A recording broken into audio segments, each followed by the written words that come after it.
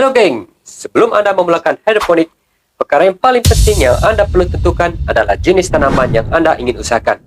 Di video kali ini, saya sediakan perbezaan di antara dua jenis tanaman yang paling popular diusahakan secara hidroponik, yaitu pak choy dan juga selada. Let's go! Dalam sistem hidroponik, jarak di antara net pot perlu diambil kira bagi mengurangkan persaingan untuk mendapatkan cahaya matahari, di mana cahaya ini diperlukan untuk menghasilkan proses fotosintesis, iaitu faktor utama pertumbuhan bagi sayuran yang Anda usahakan. Kurang cahaya matahari, kuranglah kualiti sayuran Anda. Tanaman jenis selada dan pak choy mempunyai jarak penanaman yang berbeza. Ini disebabkan kedua-dua jenis tanaman ini mempunyai saiz yang berbeza.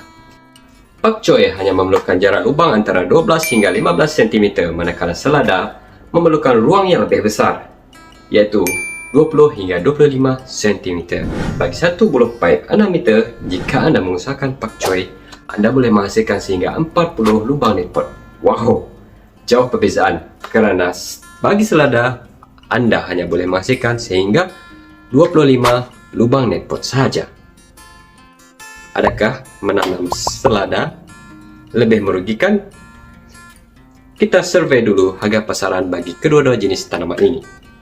Let's go! Rata harga pasaran bagi pak choy adalah RM8 hingga RM10 per kilo, manakala selada RM30 hingga RM35 per kilo.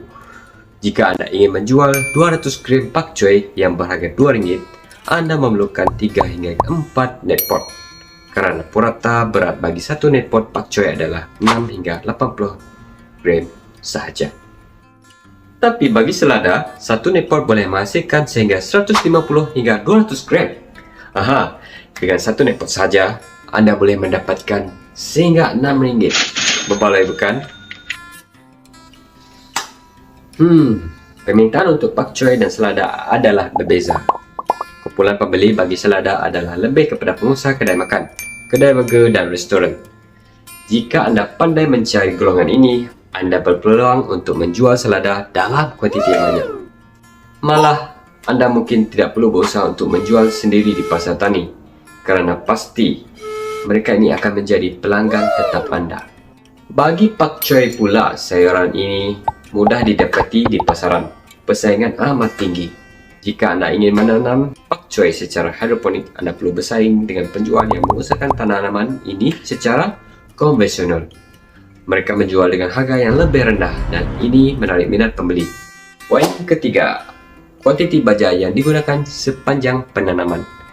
Hidroponik memerlukan baja yang dilarutkan ke sistem takungan sebagai sumber utama nutrien sayuran.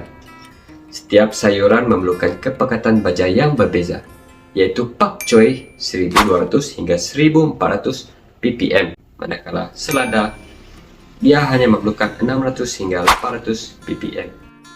Ini kerana makin tinggi kepekatan, makin tinggi kuantiti baja diperlukan. Malah, Anda mungkin perlu menukarkan air baja dengan lebih kerap jika sistem hidroponik Anda mengalami masalah. Poin keempat, tempoh matang sayuran. Pak choy boleh dituai seawal 28 hari selepas tanam, tetapi selada memerlukan jangka masa yang lebih lama, iaitu 35 hari sehingga 40 hari. Kenapa ini penting? Kerana lebih lama sayuran Anda dalam sistem hidroponik, lebih tinggi sayuran Anda terdedah kepada serangan perosak dan penyakit. Malah, Anda mungkin perlu menukarkan air baja dengan lebih kerap. Ingat, sayur yang matang lebih cepat menyerap air baja. Jadi, Anda perlu menambah air baja dalam tokongan dengan lebih kerap. Poin yang kelima, tahap pencebahan biji semaian. Biji selada dikatakan lebih susah untuk disemaikan kerana memerlukan perhatian yang khusus, iaitu kadar kelembapan media semai perlu betul, suhu tempat semaian perlu betul, dan pH media juga perlu diambil kira. Anda perlu menguasai elemen-elemen ini untuk berjaya menyamai selada. Tapi pak choy lebih mudah untuk disemaikan, malah biji benihnya lebih murah dan mudah didapati. Oke geng, ini adalah kesimpulan yang kita boleh rumuskan sepanjang video tadi.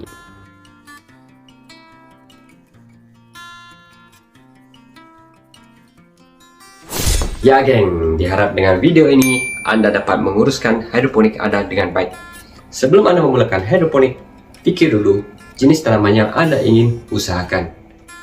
Diharap dengan video ini dapat membantu Anda serba sedikit mencari tanaman yang Anda ingin usahakan.